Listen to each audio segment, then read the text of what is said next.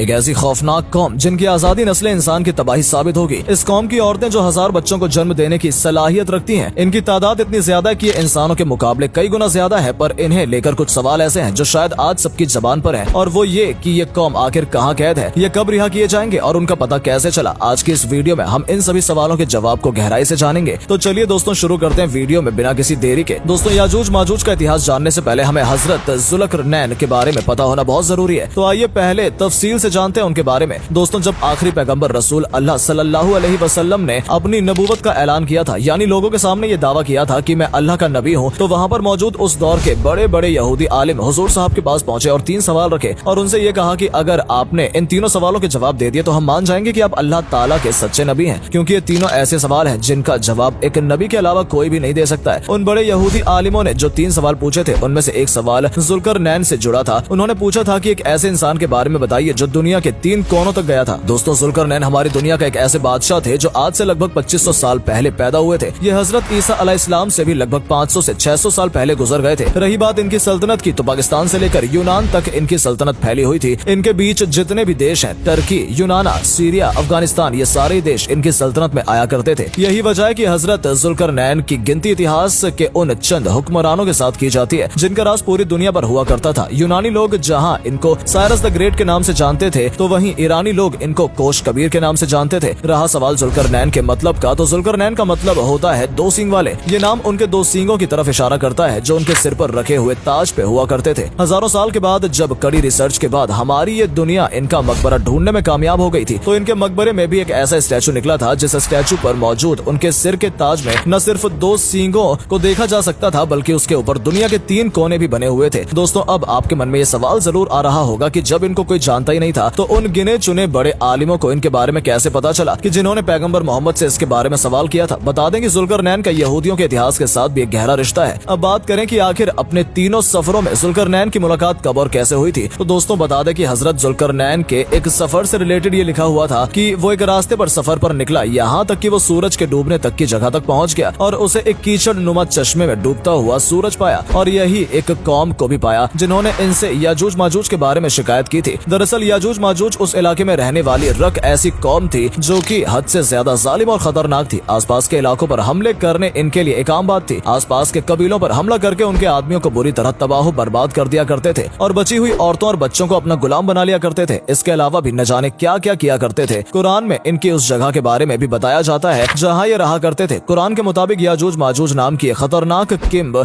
2 ऐसे पहाड़ों की ऊंचाई पर रहा करती थी कि जहाँ तक पहुँचने के लिए सिर्फ और सिर्फ एक ही रास्ता मौजूद था। इसलिए आसपास में रहने वाले वो आम लोग याजूज माजूज के जुल्म सितम से परेशान रहा करते थे। उन्होंने हजरत जुल्करनैन से न सिर्फ इनकी हिकायत की, बल्कि साथ साथ उनसे ये भी कहा कि अगर हम लोग बहुत सारा मालो दौलत इकट्ठा करके आपको दे दें तो क्या आप हमारे और इनके बीच एक मजबूत और ताकतवर दीवार बना सकते हैं। इस पर जुल्करनैन ने जवाब दिया कि अल्लाह का दिया हुआ मेरे पास बहुत सारा मालो दौलत है, बस तुम मेरे साथ जिस्मानी तौर पर मदद करो। इसके बाद हजरत जुल्करनैन के साथ मिलकर उन सब लोगों ने वो दीवार बनाना शुरू कर दी। ये दीवार लोहे और तांबे को पिघाल कर बनाई गई थी और ये एक ऐसी दीवार थी जो भी कभी भी टूट नहीं सकती थी। तब से लेकर आज तक याजूज माजूज उसी दीवार के पीछे कैद हैं और तब तक रहेंगे जब तक ये दीवार टूट न जाए। लेकिन एक दिन इन दीवार को जरूर टूटना है, वो इसलिए कि ये पूरी तरीके से खूंखार और जालिम कौम इस दीवार को खोदने की कोशिश करती है और शाम तक जब ये काम कर चुके होते हैं तो ये सोचकर वापस चले जाते हैं कि बाकी का काम सुबह करेंगे, लेकिन ये इंशाअल्लाह कहना भूल जाते हैं, जिसकी वजह से अगले दिन ये दीवार फिर वैसी की वैसी हो जाती है, मतलब बिल्कुल मजबूत। दोस्तों वो एक दिन भी जरूर आएगा जब ये शाम में लौटते वक्त इंशाअल्लाह जरूर कह देंगे और उसी की बरकत से जब ये अगले दिन आएंगे तो वो दीवार उनको उतनी खुदी मिलेगी जितना उन्होंने पिछले शाम में खोदी थी। जिसके बाद ये बाहर आ जाएंगे। बाहर निकलने के बाद इनकी तादाद इतनी ज्यादा होगी कि पूरे दरियाओं का पानी पी जाएंगे, यानी कि सारी नदियों को सुखा देंगे। अब अगर बात करें सबसे ज्यादा पूछे जाने वाले सवाल के बारे में, आखिर याजूज माजूज की वो दीवार आज के दौर में कहाँ है, तो दोस्तों इसके बारे में बड़े स्कॉलर्स की अलग अलग राय पाई जाती है। डॉक्टर मौलाना अब्दुल कलाम आजाद जैसे कुछ बड़े स्कॉलर्स ने अपनी रिसर्च के बाद ये दावा भी किया था कि जिस जगह पर हजरत जुल्करनैन ने याजूज माजूज के लिए जो दीवार बनाई थी वो दरअसल आज के दौर का आर्मेनिया के इलाके में मौजूद है। इन लोगों के मुताबिक इस इलाके में सबसे पहले जुल्करनैन ने एक किला बनवाया था, फिर उस किले की दीवारों को ही लोहे और तांबे से पिघलाकर बनाया था। इन लोगों के मुताबिक आज वहाँ न सिर्फ किले के कुछ निशान मौजूद है बल्कि दीवार के निशान भी देखे जा सकते हैं। बताया जाता है कि इनको कैद करने के बाद इनकी कौम में एक खजर नाम का बादशाह पैदा हुआ जिसने न सिर्फ खुद यहूदी धर्म कबूल कर लिया बल्कि वहाँ मौजूद बाकी लोगों को भी यहूदी बना लिया था। और आज के दौर में दुनिया में जितने भी यहूदी पाए जाते हैं वो दरअसल याजूज माजूज की ही नस्ल से हैं। सबूत के तौर पर ये लोग दावा करते हैं क्योंकि यहूदी एक ऐसा धर्म है जिसको कभी भी कबूल नहीं किया जा सकता, यानी नया इंसान उसको एक्सेप्ट नहीं कर सकता है क्योंकि यहूदी दरअसल एक नस्ल है। इसके अलावा ये लोग अपनी रिसर्च को और भी ज्यादा पक्का साबित करने के लिए आखिरी पैगंबर यानी हजरत मोहम्मद की हदीस भी पेश करते हैं, जिसमें कहा गया था कि याजूज माजूज का फितना हद से ज्यादा करीब आ चुका है और उन लोगों ने अपनी दीवार में इतना बड़ा सुराग कर लिया है। इन लोगों के मुताबिक इस हदीस से ये पता चलता है कि दरअसल इन लोगों ने अपनी दीवार से निकलने का रास्ता नबी अलैहिस्सलाम के दौर में ही ढूंढ लिया था। इतना ही नहीं, दूसरे खलीफा हजरत उमर रजी अल्लाह ताला